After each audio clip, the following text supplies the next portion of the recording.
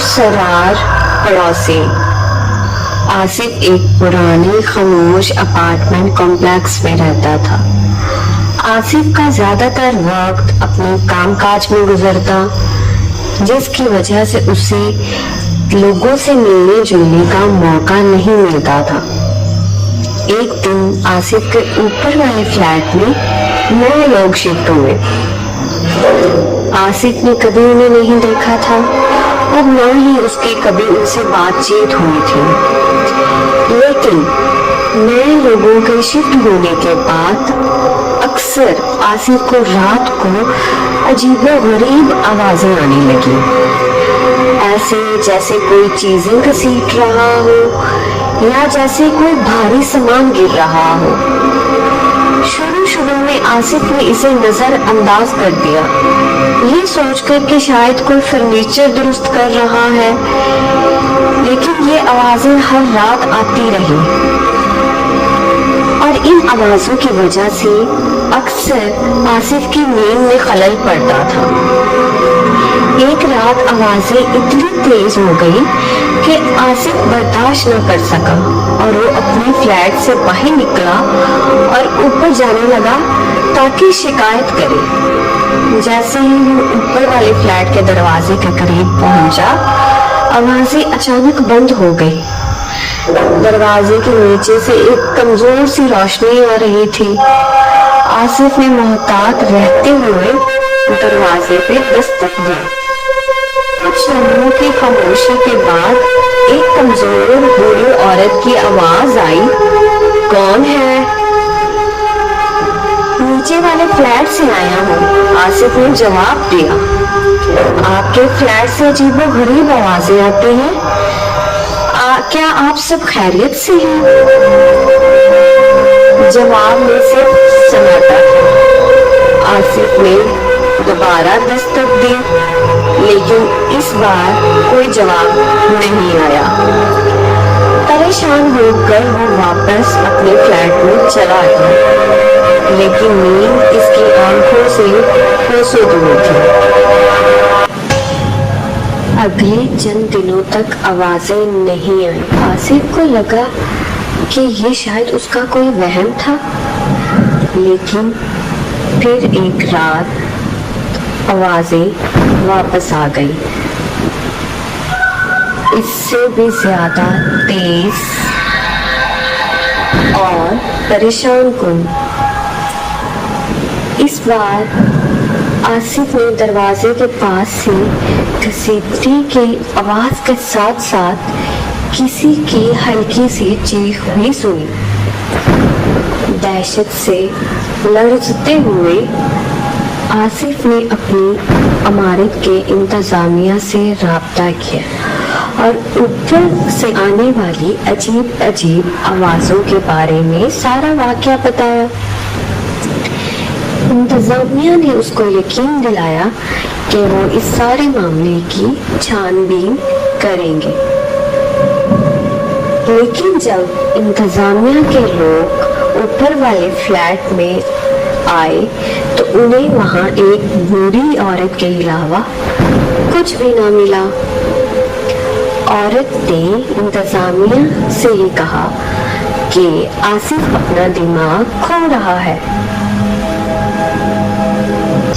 آصف جانتا تھا کہ جو کچھ وہ سن رہا ہے وہ سب حقیقی ہے، کوئی اس کا وہم نہیں، لیکن کسی نے اس کی بات پہ یقین نہیں کیا۔ اس لیے آصف نے پولیس کو بلایا، پر پولیس کو بھی اس فلیٹ میں بوڑھی عورت کے علاوہ کچھ نہ ملا۔ دن بھر کام میں مصروف رہنے کے بعد رات کو آصف ایک پرسکون نیند سونا چاہتا تھا، لیکن مسلسل آوازیں آصف کے لیے عذاب بن چکے تھے۔ ایک رات آصف نے فیصلہ کیا کہ وہ خود ہی معلوم کرے گا کہ اوپر والے فلیٹ میں آخر کیا چل رہا ہے۔ رات کے مردہ پہر میں جب آوازیں اپنے عروج پہ تھی، आसिफ चुपके से उठा और आहिस्ता आहिस्ता सीढ़ी चढ़ते हुए ऊपर वाले फ्लैट के दरवाजे के पास गया। इसने अपने बैग पे नजर दौड़ाई जिसमें एक पुरानी टूल किट रखी थी। आसिफ ने आहिस्ता से ताला तोड़ने के लिए इसे इस्तेमाल किया। दरवाजा खुला और अंदरूनी रोशनी की एक धुंधली सी लहर वहां से निकली। आसिफ ने अपने सांस रोक ली और अंदर झांका। फ्लैट जाहिर है खाली था, फर्नीचर से भी खाली, लेकिन कमरे के वसत में फर्श पर एक बड़ा सा कलीन बिछा हुआ था। आसिफ मोहतात से अंदर गया और कलीन को उठाया। इसके नीचे एक लकड़ी का दरवाजा लगा हुआ था जो ज़ेरे ज़मीन की तरफ जाता था। अपने बढ़ते हुए खौफ के बावजूद आसिफ जानता था कि इस दरवाजे से वापसी शायद मुमकिन ना हो। वो सीढ़ियों से नीचे उतरा और एक तंग नीम रास्ते में दाखिल हुआ। रास्ते के आखिर में एक कमजोर सी रोशनी थी जो दरवाजे से आ रही थी। आसिफ ने आहिस्ता से दरवाजा खोला और एक मंजर देखा जिसने इसका खून जमा दिया। वो जो ही दरवाजे के अंदर झांकता है, एक खौफनाक सड़ने की बू इस पे हमलावर हो गई। इसकी आंखें अंधेरे में एडजस्ट होने लगी और इसने कमरे के मंजर को वाज़ेह तौर पे देखना शुरू किया। कमरे के वसत में एक लाश पड़ी थी। वो उस बूढ़ी औरत की थी जो ऊपर वाले फ्लैट में रहती थी। लेकिन इससे भी ज्यादा परेशान कुन बात ये थी कि इसका जिस्म फाड़ा गया था, जैसे किसी वहशी जानवर ने इस पे हमला किया हो। और इसके इर्द गिर्द अजीबोगरीब निशानात और अलामात बनाए गए थे, जैसे किसी किस्म की रस्म की गई हो। आसिफ चीखना चाहता था लेकिन इसका गला खुश्क हो चुका था। इतने में एक सर्दी का एहसास इसकी रीढ़ की हड्डी में चला गया। इसने मुड़कर देखा और देखा कि कमरे के साए में एक लंबी दुबली पतली शक्ल खड़ी है। इसकी आंखें सुर्ख थी और इसके दांत तेज थे। ये मखलूक धाड़ी और आसिफ की तरफ लपकी। आसिफ की चीख गले में ही दब गई रह गई।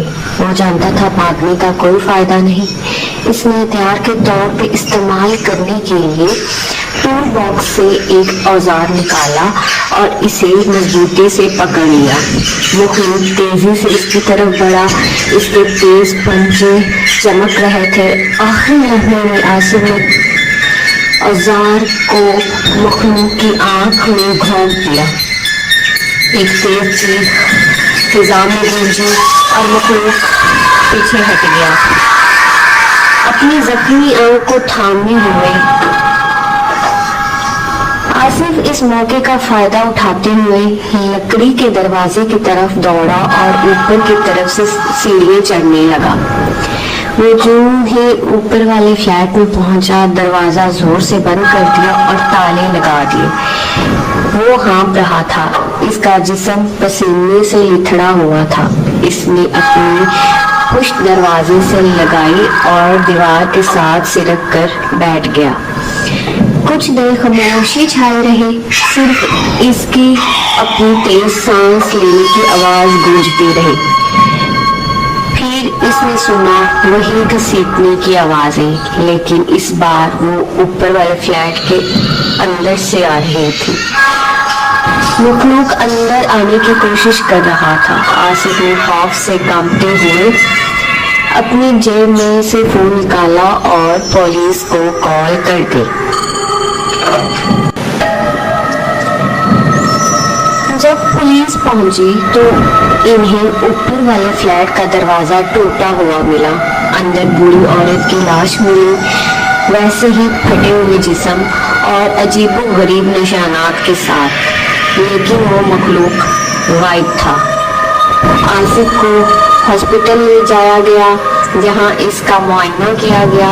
पुलिस इसकी कहानी पर यकीन नहीं करती थी, लेकिन इसके ज़ख्म और खौफजदा हालत इनके लिए एक मुआयना बन गई। वो अब भी इस रात के वाक़यात से मुतासिर है। इस खौफनाक मखलूक की यादें इसकी यादाश्त से मिट ही नहीं रही।